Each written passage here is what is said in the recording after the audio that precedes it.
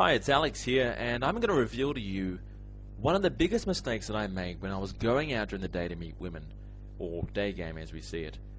If somebody were to take me back around 5 years ago and tell me there's one technique, it would shave around about a year off my learning curve. It would save me a year of trial and error if somebody told me there's one tactic.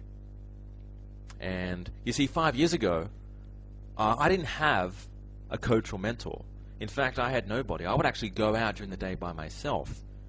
I had friends, of course, but none of them would actually join me because they were too scared of approaching women, especially during the day. So I would go out and learn one of the hardest skills you can possibly learn, and what's to make it worse is I was learning it by myself. But I realized one thing, and that is you should always have a coach. Always. This is one of the hardest skills you can learn, but the payoff is absolutely enormous. But if you have a coach to guide you in the right direction, then you move a lot faster. Because if you think about all the major thought leaders or the major sports stars of our time, like, for example, Tiger Woods, who's been named one of the greatest golfers of all time, one thing that he has in common to Michael Jordan, to some of the other massive sports stars out there, is they all have coaches. They want to master their art, they want to perfect their craft, then they always need to be better. I would like to talk to you quickly about a book that I read. It's by Dale Carnegie, and you've probably heard about it. It's called How to Win Friends and Influence People. And I'm a bit of a self-help junkie, so I'm always reading a book. I've always got a book in my hand or a book by the bed, and I'm always learning something. I'm always perfecting something. And one of the techniques I suppose he mentions is how to get people to like you is by being a listener. So opening up and listening to people.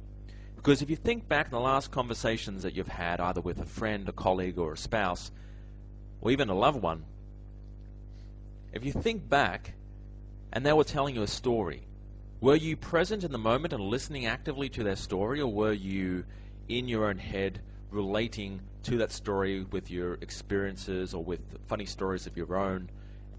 And then were you waiting to jump in and tell your own story? So you find that a lot of people that listen to you or talk to you are actually not really listening to you. They're just in their own head trying to think of something better to say.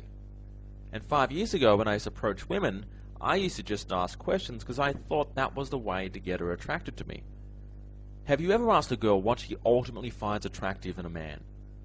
Because she'll probably give you some generic answer, something like, he's got to be funny, he's got to be confident, he's got to be witty, he's got to be a nice guy.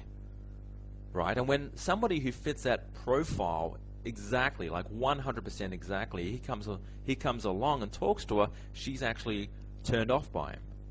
She's repulsed by him. So it just goes to show that women don't really know what they want, or what they say isn't necessarily what they mean and what they find attracted to. During the day, it's all wrong. It's completely opposite, especially during the day. I found that if you do want to get a girl attracted to you, it's not really a 50-50 conversation. It's not really you asking questions and her responding and talking about herself. It's more like 80-20. So it's more like you talking 80% of the time and getting a 20% response from her, if you're lucky. So to talk 80% of the time, you need to have more than a conversation starter prepared. So you need to be prepared. You need a conversation starter. You need a few stories afterwards. You need a tight structure in place to get you in the door and to put your best foot forward. Because if you think about it, you have a social circle right now. You've got friends who hang around you and like you for specific reasons. So let's say, for example, the reason they like you is you're trusting, you're charismatic, you're funny, you're confident, you're spontaneous. And the thing is, it took your friends maybe a couple of weeks or a couple of months or even years to realize that you had those traits. But that's the reason why they're drawn to you. They're attracted to you as a friend because you have those traits. And if a girl you just met in a bar or during the day knew that you had those traits, she too would be attracted to you. However, she's not going to spend a week with you. She's not going to spend a month, and she's certainly not going to spend a year trying to find out about those traits. So that's why you have to put your best foot forward in the shortest amount of time. You have to convey to her as soon as you can all those attractive qualities that you have.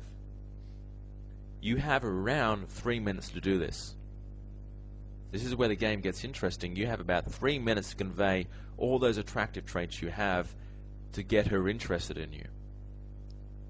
So you own the first 3 minutes. It's all about you. It should be 80% you and 20% her. And my second bit of advice to you is to take action. Go out and take some action. It doesn't have to be massive action, just some action. So you don't have to go out there and do 5 approaches right now. Just move a step closer. Just take a baby step. It could mean going out if that's the stage you're up to. It could mean just collecting more information. It could mean subscribing to somebody's newsletter. It could mean watching some pickup videos. Take the first step. So just imagine you're on a deathbed many years from now. Would you rather look back and regret pursuing this skill and not making it, as opposed to not pursuing it at all or giving it a try? Step outside your comfort zone and give this a try. Just take the next